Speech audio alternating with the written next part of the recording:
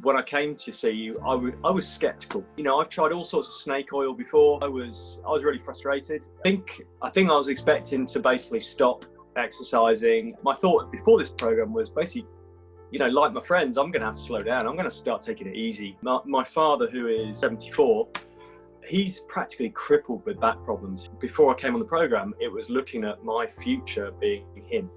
Yes. And actually, I no longer see that future.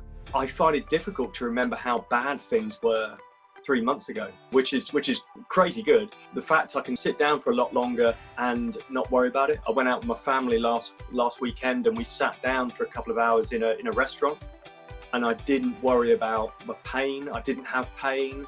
You know, that was phenomenal. That's life-changing. It's not just about exercise, that's about quality of life. It's about experiencing all the happiness and not having that niggling thing at the back of your mind. I'm getting out of bed easier. I'm rolling over in bed easier. I'm picking stuff off the floor easier. You know, I'm moving around easier. That's phenomenal. So I don't know. I can't describe it because it's like a blind man getting his sight back. You know, I've been getting my money's worth, and it's been working.